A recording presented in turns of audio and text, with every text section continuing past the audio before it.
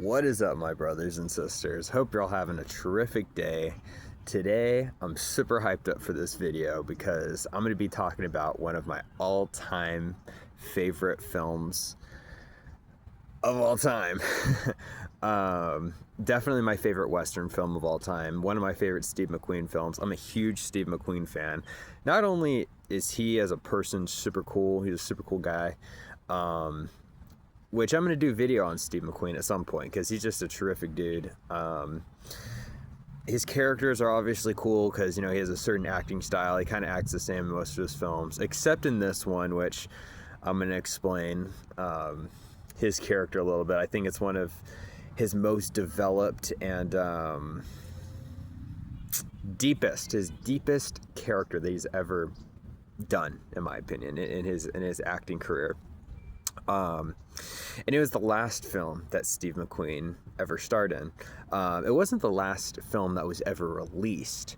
Two films from the year 1980, the year Steve Mcqueen died. He died at 50 years old from cancer in the year 1980. Two films were released in that year.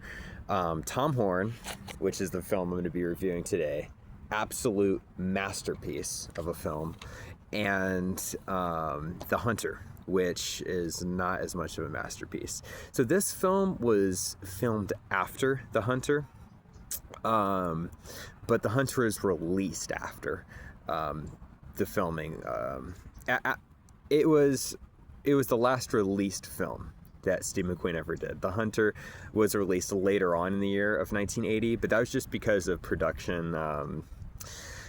Some production reasons. There were some issues there when it came to the finances and stuff like that of the film. But Tom Horn was filmed after The Hunter. And a lot of people consider The Hunter to be his last film. I don't. And I don't want to, even though it's released after. Like I said, Tom Horn was filmed after the filming of The Hunter. So I think this is technically his last film.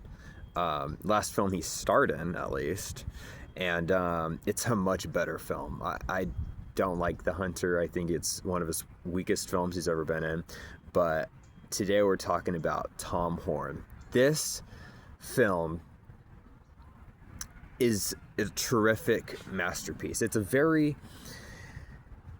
not a triumphant film. It's a very sad film. It's a very depressing film. I think it's one of the most depressing Westerns of all time, and what I mean by that is obviously the set, obviously the location. I mean, the shots, the vistas in this film are absolutely beautiful, but it's filmed in probably November, December, and it's very earth-toned. And it's not a bright film. It's not extremely dark, obviously, but it's very gritty. It's very muddy looking. It's very wet. It looks like it just rained. There's a very cloudy sky. And of course, it's beautifully shot. It's a beautifully shot film. There's this one scene where he's shooting these people, but I kind of want to get into the storyline first. So basically, Tom Horn, it's based off of a true story. But it's based off of a true story taken from one account. And there's a couple different theories about Tom Horn. Some people say he was a great guy.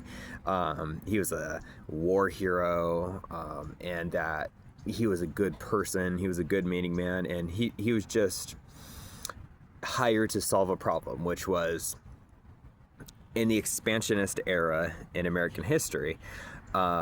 When a lot of the states were first being settled in the West, states like Wyoming, Montana, Colorado, there was a lot of cattle thieves, and there was a lot of problems with that. And I mean, it was based off a true story. So Tom Horn was hired after his time as a interpreter and tracker. After that time, he was hired to take care of that problem. And the reason why he was hired is because he was very infamous. He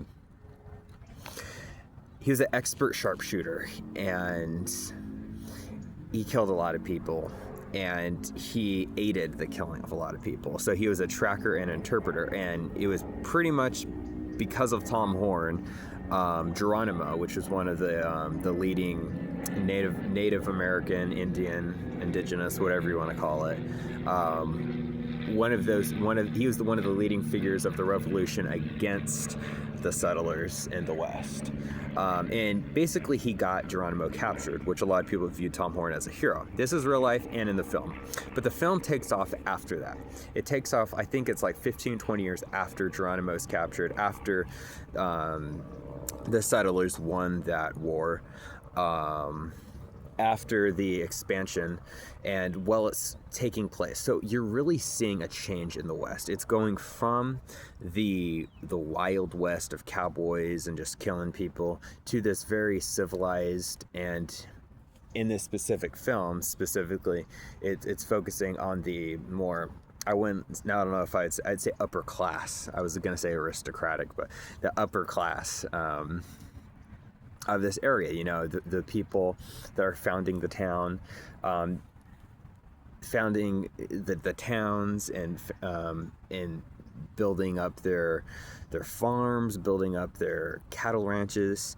And so it's just really all beginning to take form. The economy is really starting to get going, and they're dealing with this problem of cattle rustlers, these people that are stealing the cattle from these ranches. And so they hire Tom Horn, and that's basically what this film is about. It follows that very small part of Tom Horn's life, where he goes from this guy who's kind of like a bum, sort of, to he doesn't have anything going, to being hired by these ranchers, and ultimately, spoiler alert, facing his death.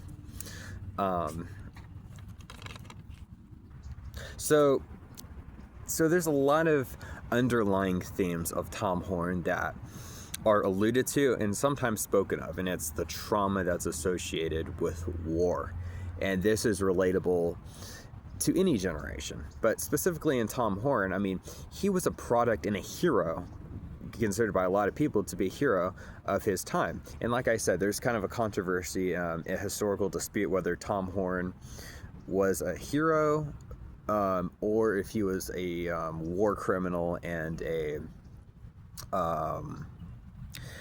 really bad person, and a murderer who murdered innocent people. And that debate is kind of settled in this film from the perspective of this film. So Steve McQueen's character is extremely troubled, but he's not feeling sorry for himself or anything. He has a lot of PTSD, obviously, but he's not showing it. He's just a chill guy who's trying to get along in the world. He has to deal with a lot of hate, and then he also has a lot of fans. But he himself, he's not proud of what he did, and a lot of what he did do. And especially a lot of what he witnessed. A lot of the big generals of the time that people talk about, they did a lot of serious war crimes that he just considered not good. So he wanted to distance himself from that lifestyle to just basically travel around. So that's kind of where the film takes off. And like I said, the set design, it's just very gloomy, very cloudy, very muddy, very gritty. This is a very grainy, gritty film, but at the same time, it has beautiful vistas, and it's a great film for fall. I mean, this is a great fall cowboy film. If there's such a thing as a fall-time cowboy film, it'd be this one. A lot of earth tones, a lot of browns, a lot of grays. Anyway, it's just this film represents, and it really is, during the fall. It was filmed during the very last year, or the very last years of the Hollywood New Wave, where directors had complete control. So you're seeing a lot of the same kind of camera techniques that are being championed in the late 60s, early 70s. And in the late 70s and early 80s, you're seeing a lot of commercial films. A lot of the studios are taking control again. And it's because of films like Star Wars and Jaws, where directors forfeited their artistic creativity and sided more with the studios so that they could output more corporate films that would be box office successes and huge commercial successes. So this is one of those last films. This is one of those films that didn't make money, but is an artistic staple, and it's really, I'm really happy that this film was made. It's my favorite Western film. I think it does Westerns really well. There's a few great, bloody, violent, gritty shootout scenes. And like I said, the Hollywood New Wave. I talked a little bit about revisionist Westerns with McCabe and Mrs. Miller. There's this one scene in Tom Horn where after he's hired to get back the cattle that was stolen by these wrestlers, he does do that, and he does kill some of those wrestlers, and some of them are out to get revenge. Some of those friends are out to get revenge, and there's this one scene where it's just so muddy, and the guy's shooting at Tom Horn, and Tom Horn's just buying his groceries in the middle of town, minding his own business. McQueen's character, Tom Horn, he's going to put it, in his saddlebag, and he's being shot at by this guy that in the very beginning, he had an altercation with, but he didn't kill. He didn't do anything like that. He just had an altercation with the guy. So he's shooting at Tom Horn. Tom Horn's doing like this, and he's missing. And then Tom Horn grabs his gun, and he's shooting, and they're shooting right in the middle of town in front of everyone, and everyone's witnessing this. And these are very civilized people. This is the generation after the Wild West generation. They're trying to make themselves better. They're trying to distance themselves from the violence. And they hire Tom Horn, and they keep it a secret so that they'll make them seem like they're better than the cowboys. So they have Tom Horn basically doing the dirty work for these aristocratic, wealthy landowners, and ranch and cattle owners and ranchers.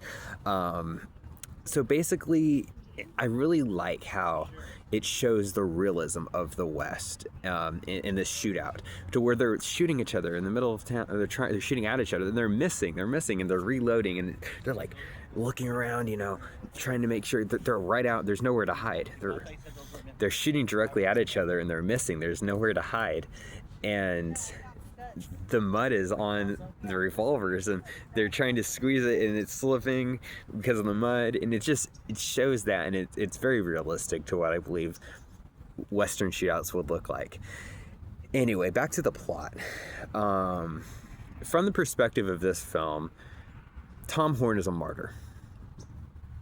He's a guy who was used for his sharpshooting skills and his interpreting skills by the U.S. military to perform brutality, and not necessarily, according to this film and according to the documents that this film is based off of, the biography of Tom Horn that this is based off of, Tom Horn was a good man, and he didn't condone any of the war crimes, but then according to other people he did. So it's kind of up for debate. I personally believe this film. I think the evidence is more toward the fact that he was really set up. He was set up. They used him to translate. They used him to take out the really extreme natives at the time, and then they used that to commit a genocide.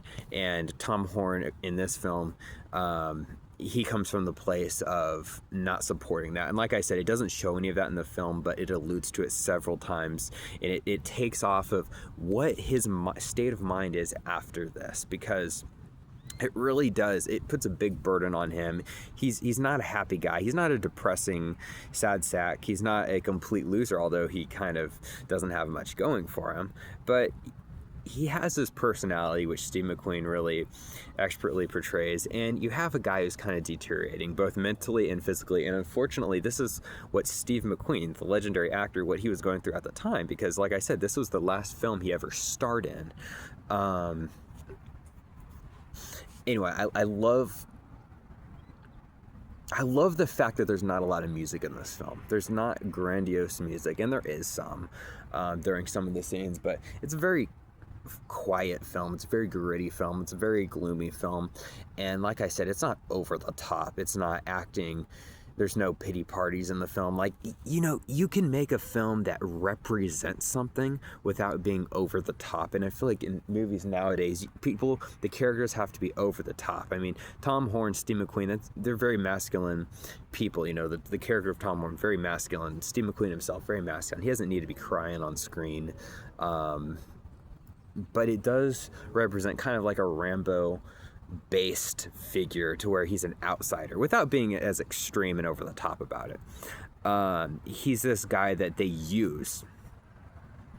And then in the film, after it becomes inconvenient that they get the wrestlers out, they kill the wrestlers, they use Tom Horn to do that, the people that are stealing the cattle, he gets the bad guys. Okay, now they just have Tom Horn. So instead of keeping him on or firing him, they set him up for murder so that they can clear their good, clean record and their clean name from him. They don't want to associate with Tom Horn anymore. They use him up. They use him to do what they want him to do. They hire him for that specific thing. They say, by any means necessary, get these people out. And Tom Horn isn't brutal about it. He isn't over the top about it. But when they try to kill him, when they keep on after warning stealing, he does take care of them. He has to do what he has to do. You know, he's being hired for that. And these people are thieves. They set him up for murder. They claim that he murders a child. And basically they set him up to be hanged. And in the courtroom, he's just this absolute nonchalant, smartass, badass dude. And he's like, I'm not going to say, you know, he pleaded not guilty. He said, what evidence do you have? There's no evidence. They used some people, they lied about certain things he said that he didn't say in the film. And they basically set him up. At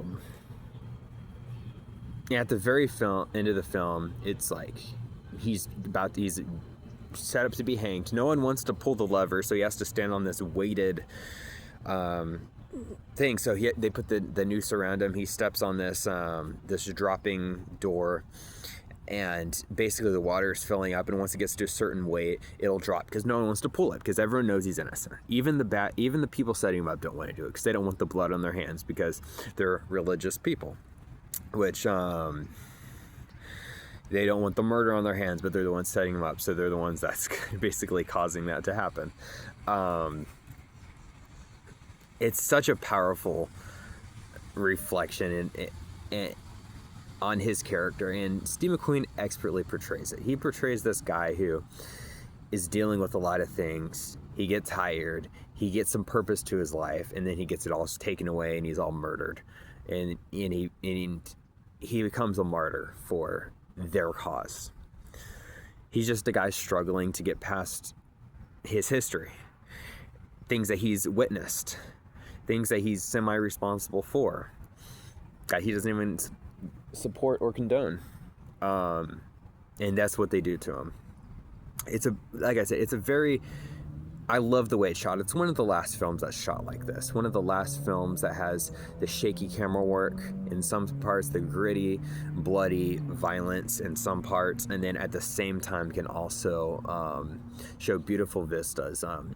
The editing in this film, actually, the last thing I want to say is there's this one scene in Tom Horn where he's doing target practice, and he's using a sharpshooting rifle at the time. Which, you know, it's really cool to see these kind of guns because, you know, it kind of shows the history. I mean, Tom Horn, he died in 1903, I believe it was, in real life and in the film. And he's doing this sharpshooting thing, and they use the camera to zoom in on the stick that he's shooting. And as soon as he shoots it, it pulls back. And the way it pulls back, it shows him. It goes right over his shoulder and behind him. And it shows him and how he reloads it. And then it automatically does a quick jump clip to the shell kicking out of the rifle. It's just expert editing. And that was one of the first scenes that where I really recognized how great cinematography could be. I mean, I've been watching films my whole life. You know, I think everyone has. But it took these Hollywood New Wave films for me to see firsthand, without watching any video essays, without hearing critics talk about it, just watching it firsthand to see, wow, that was artistic. I didn't realize that film could be such an artistic thing, you know, like film is a form of art, you know, and I didn't realize that before these Hollywood New Wave films. Anyway, Tom Horn, Steve McQueen, Tom Horn. It's a great film. It's my favorite Western film. It's in my top 10 films of all time, and I could not recommend more. Steve McQueen's performance is brilliant. I think it's something that's a little bit different for Steve McQueen, and I'm so glad he made this film. This is one of his best films of all time. Definitely his best performance of all time, in my opinion. It's an all-time performance. It's just a deep film, and beautifully shot. A lot of great commentary, subtle commentary, and a terrific Western, and a great movie for fall as well. So anyway, highly recommend the film. You should definitely watch it. Tom Horn, 10 out of 10 film, 10 out of 10 rating. If any film is going to be a 10 out of 10, it's going to be this one. It's in my top 10 of all time. Anyway, hope y'all have a great day, and God bless.